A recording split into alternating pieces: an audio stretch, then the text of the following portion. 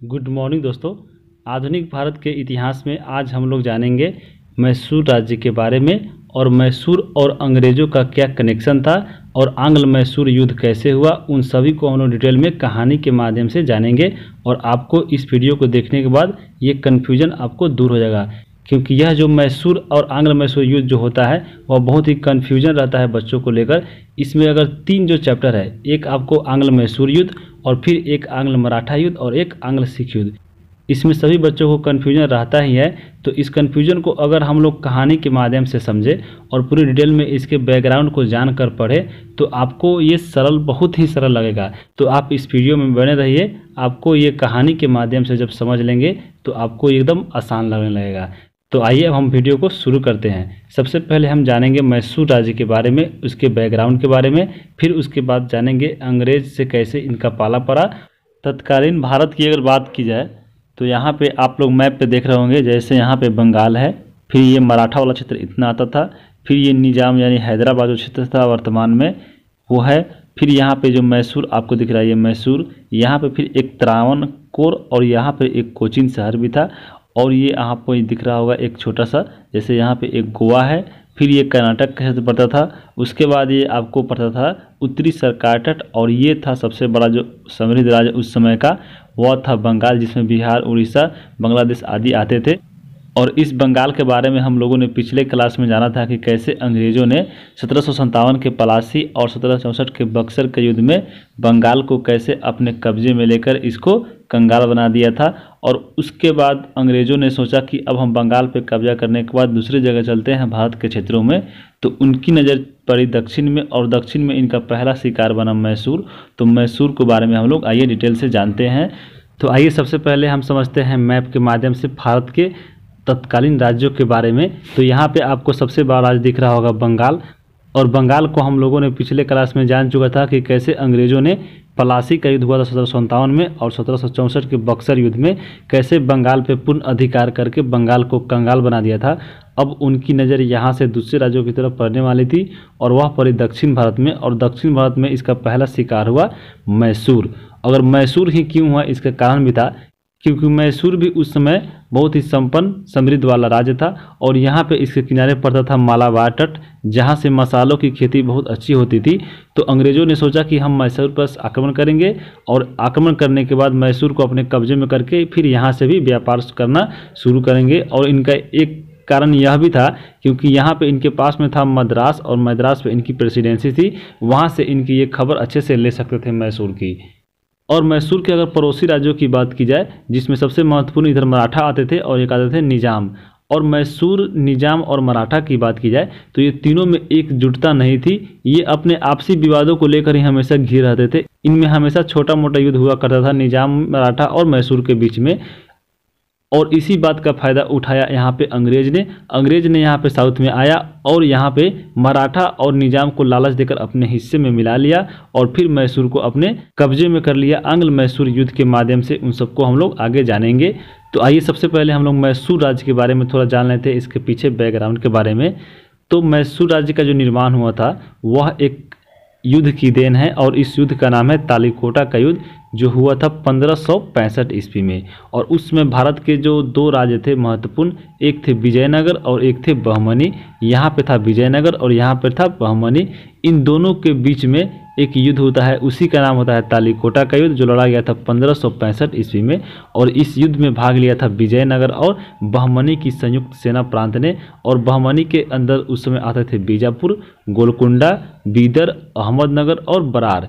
तो बरार को छोड़कर बाकी ये जो राज्य थे, बीजापुर, गोलकुंडा, बीदर और अहमदनगर, इन सभी ने बहमनी की ओर से युद्ध लड़ा था विजयनगर के खिलाफ। और इस युद्ध में विजयनगर की हार हो गई थी, और विजयनगर हारने के बाद इसके छोटे छोटे टुकड़े बट गए थे, और इसी एक छोटे टुकड़ा में था मैसूर। तो मैसूर का निर्माण कैसे हुआ आप लोग कुछ समझ में आ गया होगा। मैसूर एक विजयनगर का भाग था, जो तालीकोटा के युद्ध के बाद यह बना था। और 1612 में इसी मैसूर पर वाडियार वंश की स्थापना हुआ था, और इस वाडियार वंश का शासक था चिक्का कृष्णराज। और ये जो चिक्का कृष्णराज था ये एक नाम मात्र का शासन था और इसके दो जो मंत्री थे मुख्य रूप से शासन चलाते थे, एक थे देवराज जो सैन्य विभाग को देखते थे और दूसरे थे नंदराज जो राजस्व विभाग को देखते थे। और यहाँ पे जो नंदराज के एक सैनिक था जिसका नाम था हैदर अली, और इसी हैदर अली के समय से अंग्रेजों का आमना सामना होने लगा था, जिसका पुत्र भी था एक जिसका नाम था टीपू सुल्तान। तो यह एकमात्र ओवरव्यू था। आगे हम देखेंगे कैसे हैदर अली ने नंदराज को हराकर यहाँ पे खुद एक शासक बन जाता है इस पूरे मैसूर का। तो इन सबको हम लोग आगे चलते हैं। तो सबसे पहले हम लोग जानते हैं हैदर अली के बारे में। तो हैदर अली की अगर बात की जाए तो इसका जन्म हुआ था 1722 ईस्वी में और इनके पिता थे फतेह मोहम्मद। फतेह मोहम्मद की बात की जाए तो वो भी नंदराज के यहाँ सैनिक का काम करते थे और एक युद्ध के दौरान जब इनकी मृत्यु हो जाती है 1728 में, तो हैदर अली भी जाकर नंदराज के सैनिक में शामिल हो जाता है और नंदराज में सैनिक में शामिल होने के बाद यहाँ पे अपनी योग्यता को दिखाता है और कुशल नीति के कारण नंदराज ने हैदर अली को 1755 में एक राज्य दे देता है और उसका फौजदार बना देता है और उस राज्य का नाम होता है डिंडीगुल। तो 1755 में राजा के द्वारा डिंडीगुल का फौजदार बना दिया जाता है और फौजदार बनने के बाद हैदर अली यहाँ पे एक शस्त्रागार का निर्माण करता है। ये डिंडीगुल में किया था 1755 में ही। और हैदर अली की अगर बात की जाए तो यह एक अनपढ़ था लेकिन ये कूटनीतिज्ञ और दूरदृष्टि वाला था।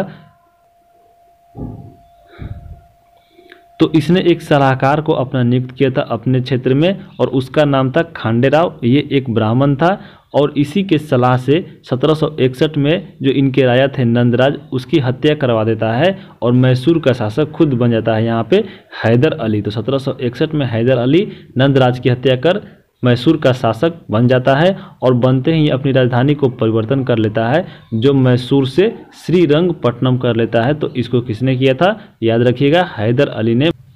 और उस समय अगर बात की जाए भारत में तो 1761 की बात की जाए तो 1761 में ही पानीपत की त्रिसीय युद्ध हुई थी जो मराठा और अहमद शाह अब्दाली के बीच में हुई थी। और इस युद्ध में मराठा बुरी तरह हार गए थे और उनको बहुत ही क्षति पहुंची थी और उनको पैसों की बहुत ही ज़रूरत थी, जो आगे आकर अंग्रेज़ों इसको लालच देते हैं कि हम तुमको मदद करेंगे लेकिन मैसूर के खिलाफ लड़ना होगा। और मराठा इस चाल में फंस भी गए थे लेकिन हैदर अली ने अपने कूटनीति के कारण अपने में मिला भी लिया था। तो आगे इसको हम लोग आंग्ल मैसूर युद्ध के दौरान पढ़ेंगे।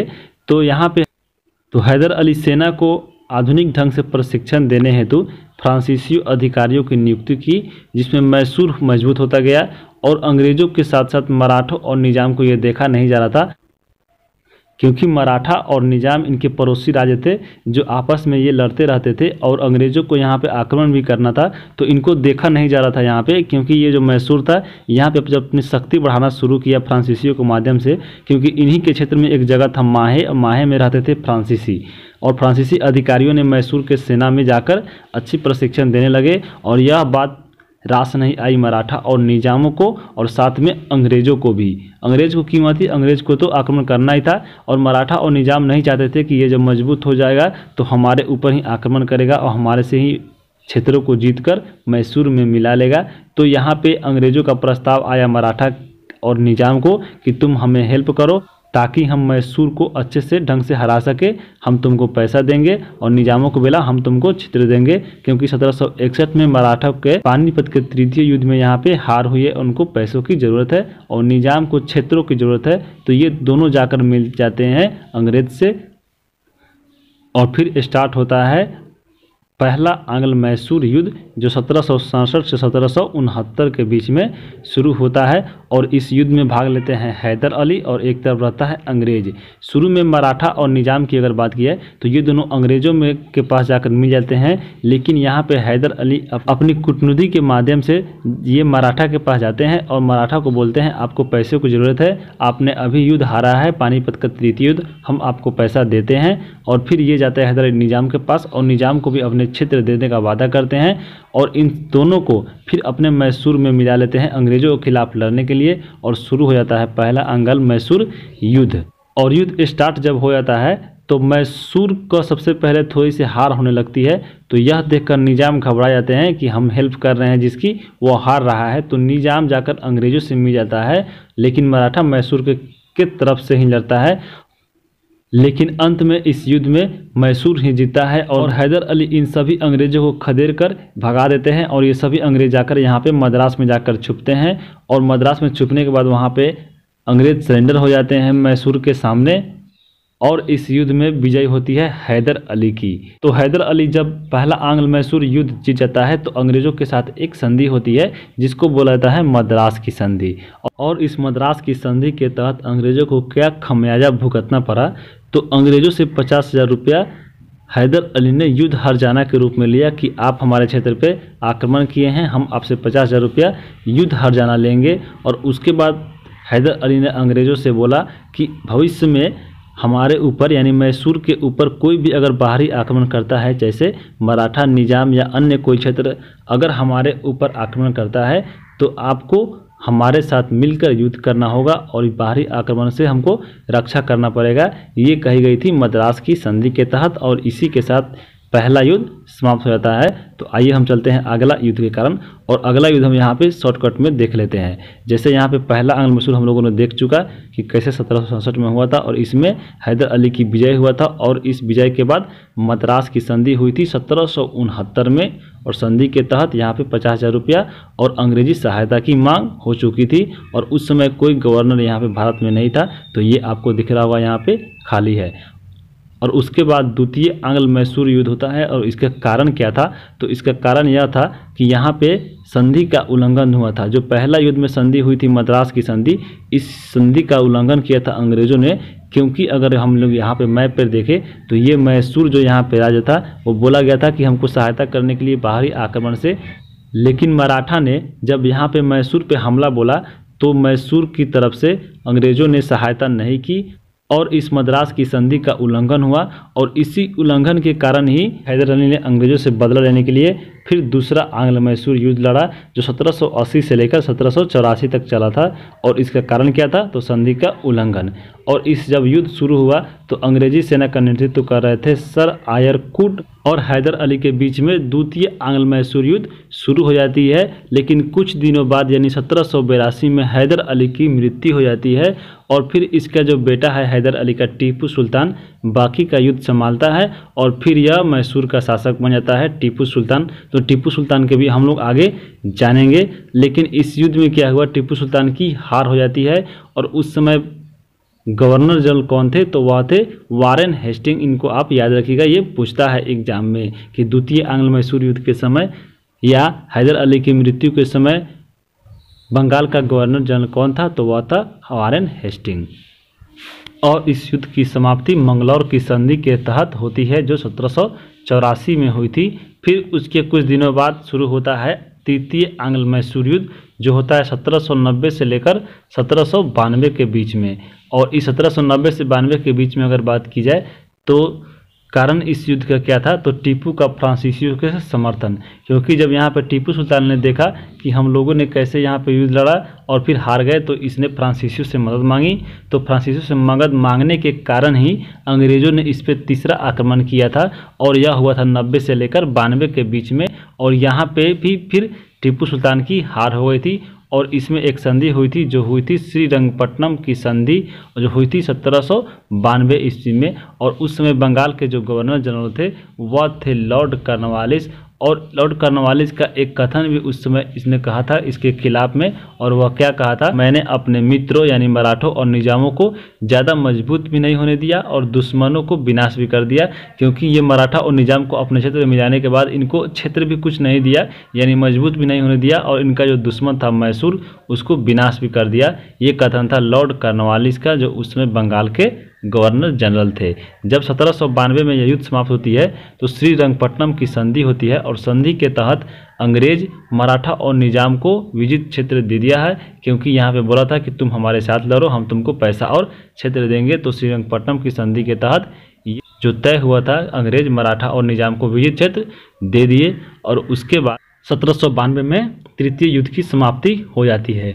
लेकिन फिर चौथा आंग्ल मैसूर भी युद्ध हुआ 1799 में, और इसके पीछे कारण था सहायक संधि। अगर उसमें बात की जाए बंगाल में, तो बंगाल के गवर्नर जनरल बन के आए थे लॉर्ड बेलेजली, और लॉर्ड बेलेजली ने ही रखा था सहायक संधि का प्रस्ताव टीपू सुल्तान को, लेकिन टीपू सुल्तान ने इस सहायक संधि से इनकार कर दिया था, और इसी को स्वीकार नहीं करने के कारण फिर अंग्रेजों ने टीपू सुल्तान के खिलाफ युद्ध लड़ा था, चौथा आंग्ल मैसूर युद्ध।